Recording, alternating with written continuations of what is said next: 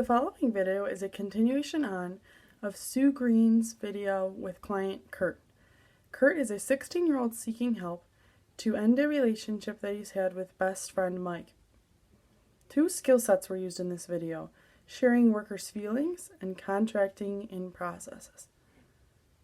The setting for this video is the acting social worker's basement office. The acting social worker in this video is Kimberly Corey, while the acting client is Aeea. Hi Kurt, I know it's been about a week since we met last. I kind of want to just review what happened last session.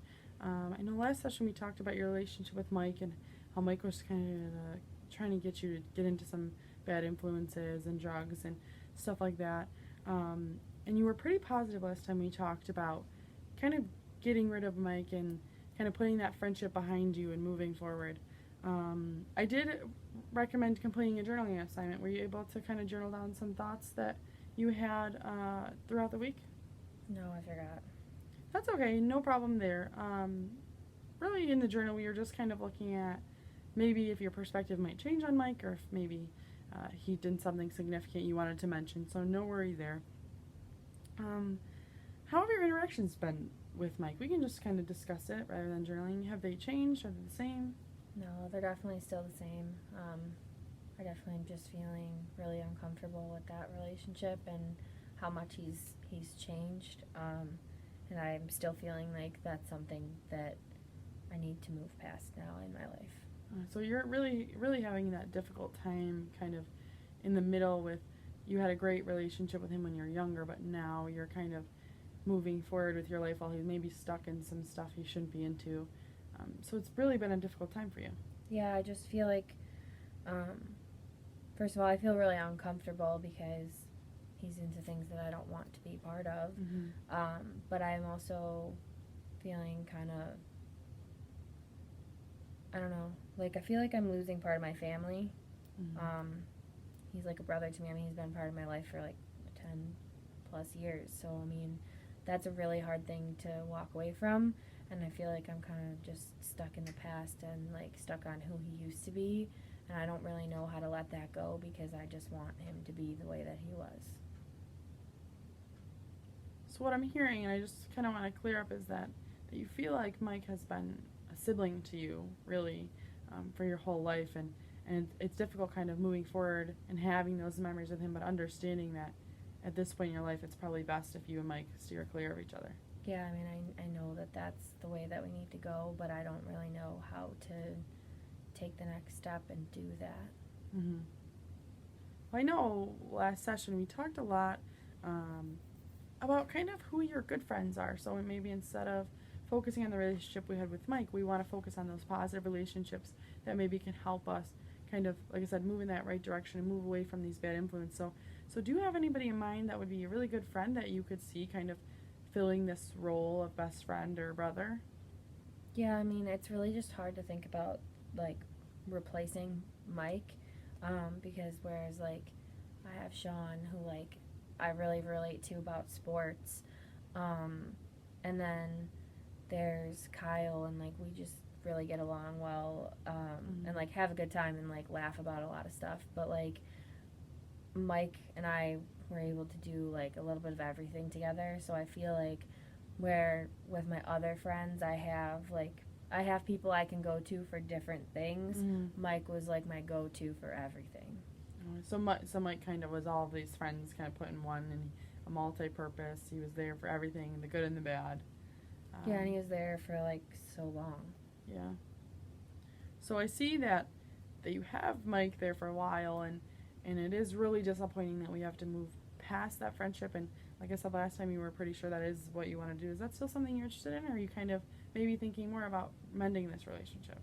No, I don't really think that it's something that we can mend because I know that I can't change who he is. He's going to make his decisions, and that has to be what it has to be.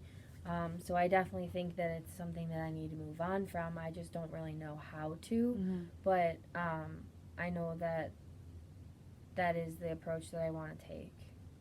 Okay. Well, I think now you're doing a great job kind of realizing that Mike is really bringing in some bad hobbies, and he's really going in the wrong direction. So I commend you for kind of sticking to your ground. Last time we talked, we were interested in kind of making those changes and maybe moving forward with those other friendships that you could possibly build upon while having Mike as a memory. So you talked about Kyle and Sean. Is there any good characteristic you can think of that they specifically would be there to kind of help you with this issue with Mike? I mean, they weren't ever really people who hung out with Mike, so, like, I don't know if they fully understand, but I mean, I could definitely try and talk to them and see if they would be, like, supportive and helpful. And